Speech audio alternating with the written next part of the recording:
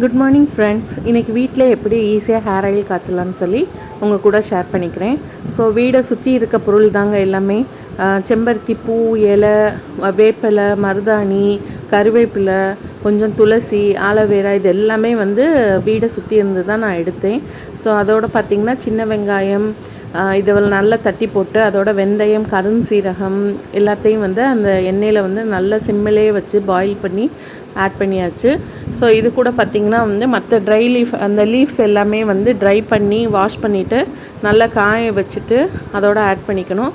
So கொஞ்சம் ஆம்லாக இருந்தது, அதையுமே தட்டி போட்டுக்கிட்டேன்.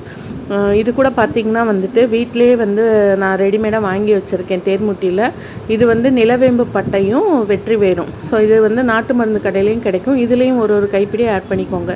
நான் 1/2 லிட்டர் தேங்காய் எண்ணெய்க்கு ஆட் பண்ணிக்கேன். ஆக்சுவலாக இது கூடவே தான் இன்க்ரீடியன்ட்ஸ் ஆட் பண்ணியிருக்கேன். ஸோ என்ன பார்த்திங்கன்னா நிலவேம்பு பட்டை சேர்த்தோன்னா அது ஒரு பிங்கிஷாக மாறிடும். ஸோ இது எப்படின்னா ரொம்ப கருகவும் விட்டுறக்கூடாது, பச்சையாகவும் எடுக்கக்கூடாது. ஓரளவுக்கு கலர் சேஞ்ச் ஆனதுக்கப்புறம் அந்த ஸ்மெல் வர ஆரம்பிக்கும், ஹேர் ஆயில் ஸ்மெல்லு. அதுக்கப்புறம் நீங்கள் ஸ்டவ்வை ஆஃப் பண்ணிவிட்டு ஓவர் நைட் இதை அப்படியே விட்டுறணும். நெக்ஸ்ட் டே மார்னிங் பார்த்தா இந்த மாதிரி ஃபில்ட்ரு பண்ணி எடுக்கலாம். பயங்கர ஸ்ட்ராங்காக இருந்ததுங்க. ஏன்னா நிறைய பொருள் சேர்த்துருக்கேன் இல்லையா. ஸோ அதனால் இதோட ரோஸ்மெரி ஆயில் நான் வச்சுருக்கேன். அதை ஃபியூ ட்ராப்ஸ் ஆட் பண்ணிவிட்டு கோகோனட் ஆயிலுமே நம்ம ஹீட் பண்ணி ஸ்லோ ஃப்ளேமில் ஹீட் பண்ணி இதோட ஆட் பண்ணிக்கலாம். ஏன்னா ரொம்ப ஸ்ட்ராங்காக இருந்தாலுமே நம்மளுக்கு சேராது.